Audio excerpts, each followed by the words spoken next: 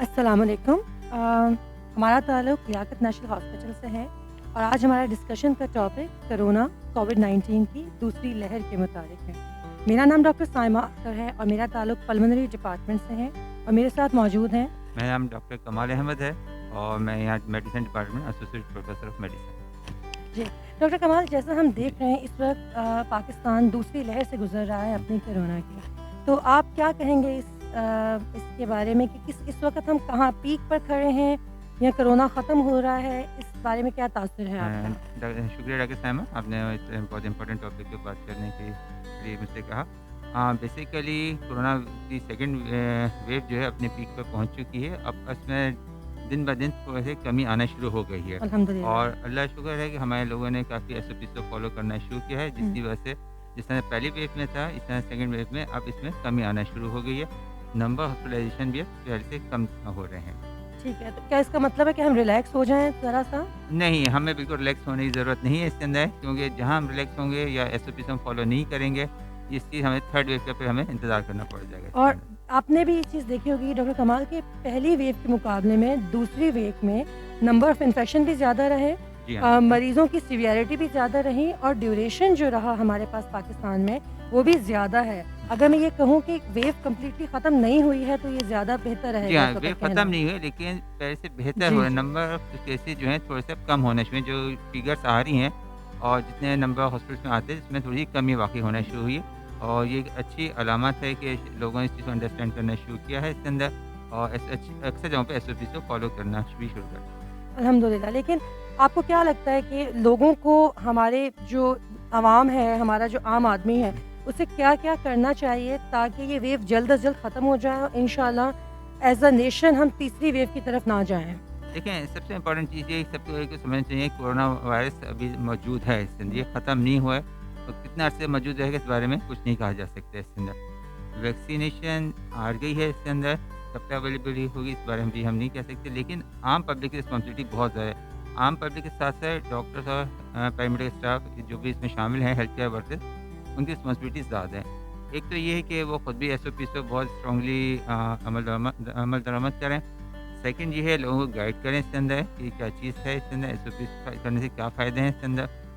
और थर्ड ये है कि लोग खुद अपने तौर पे इस एसओपीज़ को जो भी गवर्नमेंट ने स्टैंडर्ड्स बनाए हुए हैं इसके अंदर जो है, जो भी प्रिकॉशंस कही हैं, स्पेशली मास्क पहनना और हैंड वॉशिंग, ये 2 चीज़ें अगर रेगुलर करते रहेंगे तो इंशाल्लाह हमारा मुल्क थर्ड वेव से बच सकता है। और मैं इसमें ऐड ऑन करना चाहूँगी, ना सिर्फ मास्क पहनना, लार्ज गैदरिंग से जितना मुमकिन हो सके उससे बचाव करना।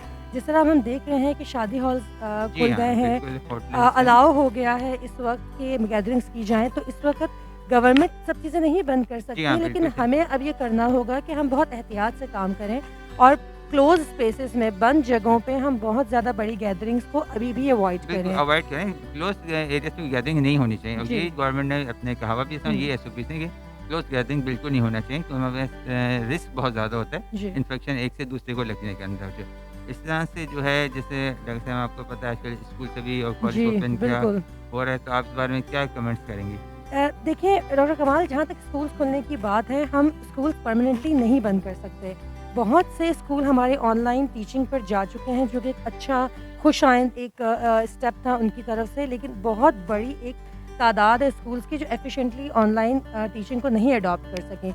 एक तो डेफ़िनेटली सब स्कूल्स को उसको ऑनलाइन करना चाहिए, लेकिन साथ-साथ हमें ये भी अंडरस्टैंड करने की ज़रूरत है कि एजुकेशन बहुत ज़्यादा ज़रूरी है और हम इस तरह बिल्कुल बंद नहीं कर सकते। अगर एसओपीज़ फ़ॉलो की जाएँ, हुँ, हुँ। बच्चों को अच्छे से बताया जाए कि किस तरह उन्होंने रहना है, तादाद जैसे अभी कुछ अर्सा पहले हमारे वज़ीर सेहत ने कहा, अगर तालीम ने कहा कि अगर तादाद जो स्टूडेंट्स जो मौजूद हैं क्लास में वो कम हो with all the defined SOPs, तो इंशाअल्लाह ताला अल्लाह ताला उन मतलब एक वो करने वाले हैं और बेहतर ये होगा कि अगर स्कूल्स खुल रहे हैं, तो वो सारी एसओपीज़ फ़ॉलो हों और उसके बाद स्कूल्स खोले जाएँ। अच्छा, आपका क्या एक्सपीरियंस है ऐसे परमानेंट कि इस सेकंड वेव के अंदर किस टाइप के पेशेंट ज़्यादा लोग ज़्यादा इफ़ेक्ट हुए हैं इसके अंदर? देखिए, लास्ट वेव की तरह इस दफ़ा भी जो ऐसे लोग जो अबव 55 हैं, जब उन्हें कोरोना हुआ तो सिवियरिटी ऑफ कोरोना ज़्यादा रहा, उनकी जो ड्यूरेशन थी हॉस्पिटलाइज़ रहने की वो भी ज़्यादा रही, सिवियरिटी ज़्यादा रही, वेंटिलेटर पे जाने की तादाद ज़्यादा रही। इसके अलावा ऐसे वो तमाम लोग जिन्हें कोई ना कोई कोमॉर्बिड जैसे डायबिटीज़ था, जिन्हें गुर्दों का मसला रहा है, जिन्हें फेफड़े का बिल्कुल पहले से सही। मसला रहा है या जिगर का मसला रहा है, उन सब लोगों को भी जब कोरोना हुआ तो उसमें शिद्दत बहुत ज़्यादा थी बीमारी की और उन लोगों में कॉम्प्लिकेशंस जो कोरोना के बाद हुई हैं, वो ज़्यादा थी। अल्हम्दुलिल्लाह जो यंगर पॉपुलेशन रही इस दफ़ा भी, वो चाहे उन्हें कोरोना हुआ है लेकिन सिम्पटम्स कम हुए और मुझे ऐसा लगता है कि इसी वजह से लोगों में डर शायद ख़त्म हो खौफ गया। कम हो गया है इसके अंदर जो है। जी, और ये जो सेकंड वेव में बेसिकली हमने आपने भी देखा होगा कि यंग लोग भी काफ़ी इफ़ेक्ट हुए हैं इसमें काफ़ी और हर इफ़ेक्ट हुए हैं। एज ग्रुप के लोग इसमें इन्वॉल्व हुए हैं इसके अंदर। हुँ, तो ये सिर्फ़ ये कहना कि सिर्फ़ बूढ़ों को या बड़े उम्र के लोगों को इफ़ेक्ट करता है, ऐसी चीज़ सही नहीं है। हमारे पास जो सेकंड वेव आई इसमें हमने हर एज के लोगों को इफ़ेक्ट होते देखा है इसने। लेकिन आपकी बात बिल्कुल सही, जो लोग एल्डरली थे या कॉम जिनके अंदर कोई कोमॉर्बिड थे, कोई साथ में एसोसिएटेड बीमारियाँ थी, उनमें बहुत सीवियरिटी नज़र आई उसके अंदर और उनको अक्सर लोग बेड पर भी गए। और मैं इस बात को एम्फसाइज़ करना चाहूँगी कि हमने बहुत सारे लोगों को सुना कहते हुए सुना, हमें कोरोना हो गया था, कुछ नहीं नहीं होता। होता। लेकिन अंडरस्टैंड करने की बात ये है कि जब यंग पॉपुलेशन को कोरोना होता है और वो कोरोना को लेके घर वापस जाते हैं, तो घर में मौजूद बुज़ुर्ग, घर में मौजूद दूसरे लोग जिन्हें डायबिटीज़ या और मसाइल हैं, वो भी उनसे कोरोना एक्वायर कर लेते हैं और फिर उन लोगों में कॉम्प्लिकेशन ज़्यादा हैं और मसाइल ज़्यादा हैं। तो ये बहुत ज़रूरी है यंग पॉपुलेशन के लिए अंडरस्टैंड करना कि आप एसिम्प्टोमेटिक रहे, आप में सिम्पटम्स नहीं आए लेकिन आपकी वजह से आपके घर वाले या फैमिली आपकी इफ़ेक्ट हो जी सकती है। फैमिलीज़ बहुत बुरी तरह मुतासिर मुतासिर हो हो सकती सकती हैं। जी। वैक्सीन्स के बारे में बहुत सवालात हैं अभी हमारी हाँ, जी हाँ, बिल्कुल डेफ़िनेटली दुनिया के जितने तरक्की याफ़्ता मुल्क हैं वहाँ पे वैक्सीनेशन का अमल शुरू हो गया है इसके अंदर। 2 टाइप की वैक्सीन तो यूरोप में अवेलेबल हैं इसके अंदर।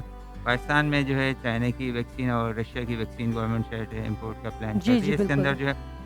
देखा जाए तो इन दोनों की एफ़िकेसी बहुत अच्छी है और जो क्लिनिकल हुँ, ट्रायल्स में उनके रिज़ल्ट भी बहुत अच्छे हैं।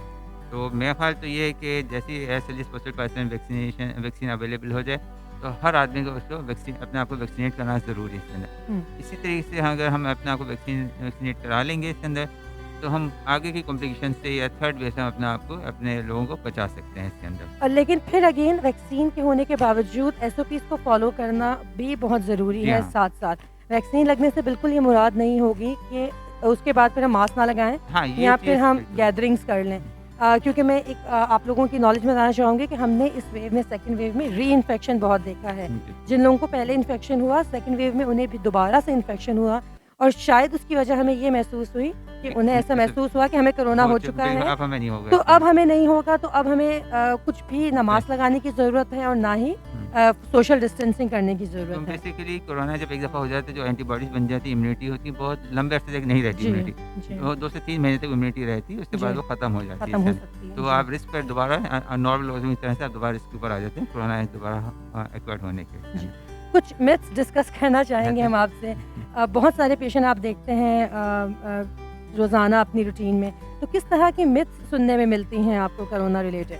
इससे ये है कि मुख्तलिफ़ किस्म के लोग बातें करते हैं इसके अंदर। एक पॉपुलेशन है, वो एक्सेप्ट करने को तैयार नहीं है कि ये कोरोना कोई चीज़ है। उनका ख़्याल है कि ये कोई ऐसे लोगों की डॉक्टर्स की बनाई हुई एक बीमारी है, खुदा ना ख़ास्ता। और जी, पेशेंट का हॉस्पिटल चला गया तो फिर जी, इंजेक्शन लगा के मार देते हैं। हम जी। अपने पेशेंट हॉस्पिटल लेकर जाएँ तो वापस नहीं आता, तो ऐसी कोई चीज़ नहीं है इसके अंदर। और मैं इस चीज़ को इस तरह भी आपसे कहूँगी कि डिले होने की वजह बात से हमने पेशेंट्स को ख़राब होते हुए होते देखा। बिल्कुल वो सही घरों बात में रहते हैं शुरू में बहुत लंबा अरसा, जब कॉम्प्लिकेशन डेवलप हो जाती है। हैं क्योंकि देखें कोरोना में ऑक्सीजन की तादाद बॉडी में कम बहुत हो ज़्यादा, जाती है ऐसे बिल्कुल। और कभी-कभी बहुत दिन गुज़र जाते हैं ऐसी हालत में घर पे और जब वो फिर वापस हमारे पास आते हैं, तो फिर चांसेस जो होते हैं बचाव बच्चों के, से वो फिर ख़त्म हो जाते हैं। तो प्लीज़ काइंडली अगर आप लोगों में से किसी को लगता है कि कोरोना सिम्पटम्स बिल्कुल। हैं या घर वालों को हैं, तो आप अर्ली कंसल्टेशन करें। डॉक्टर्स मदद के लिए मौजूद हैं, खुदा ना बिल्कुल, ख़ास्ता। बिल्कुल, 24 घंटे जी, अवेलेबल होते हैं और जितनी जल्दी इसकी आप ट्रीटमेंट लेंगे, कंसल्टेशन कर लेंगे, उतनी जल्दी जो है आप पेशेंट को बेहतरी साइड पे जा सकता है पेशेंट जो। बिल्कुल। और दूसरा जो हम भी बहुत सुनते हैं देसी टोटके, तो बिल्कुल आप देसी टोटके इस्तेमाल कीजिए। हमने तो नहीं इस्तेमाल किए, बिल्कुल देसी एफ़िकेसी टोटके में बस ये कि एहतियात से यूज़ करें, जी। क्योंकि डेफ़िनेटली इलाज तो कोई भी मौजूद नहीं है इसमें, लेकिन देसी टोटके कुछ ऐसे यूज़ करते हैं जिसमें स्टेरॉइड बहुत ज़्यादा दे दी जाती जी, हैं, बिल्कुल। ड्रग्स होती हैं, कि हकीम इसमें मेटल्स एलिमेंट होते हैं जो आपके लीवर, किडनीज़ को डैमेज कर देते हैं। तो अक्सर पेशेंट हमने देखे जब वो आते हैं हकीमी दवा लेके, या तो उनका लीवर इफ़ेक्ट हुआ होता है, किडनी या इफ़ेक्ट किडनीज़ हुआ में होता होती है। हैं। लेकिन मैं कहना ही चाह रही थी कि अगर देसी टोटके आप यूज़ भी करना चाहते हो, सर डॉक्टर से ज़रूर रुजू कीजिए। कंसल्ट कर लें। और देसी टोटकों से मुराद वो हर्बल टीज़ थी मेरे यहाँ पे, अगर वो इस्तेमाल करना चाहते हैं भाप वगैरह, हुँ। तो लेकिन प्लीज़ टाइमली डॉक्टर से आप ज़रूर कॉन्टैक्ट कीजिए।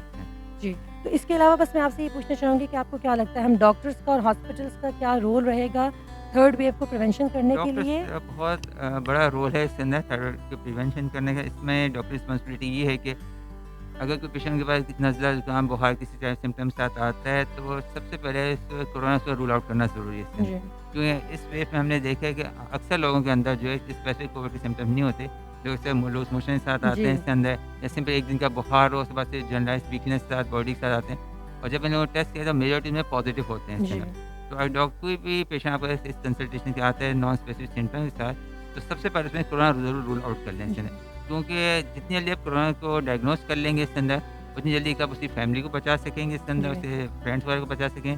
सेकंड, उस पेशेंट के लिए भी इतना अच्छा होगा अपने आप को दूसरा आइसोलेट करे, ताकि ये इन्फेक्शन स्प्रेड ना हो सके और अर्ली उस पेशेंट को ट्रीटमेंट मिल जाएगी इसके अंदर। बिल्कुल, चलें। बहुत शुक्रिया डॉक्टर कमाल। बहुत मेरा शुक्रिया ख़्याल है शुक्रिया। बहुत से सवालात ऐसे थे जो हमने कोशिश की जवाब देने की और अगर कुछ और सवालात आपके हों तो आपको हमारे मेडिसिन की टीम से भी कम्युनिकेट कर सकते हैं या डॉक्टर से बस विज़िट करके आप पूछ सकते हैं। बहुत शुक्रिया।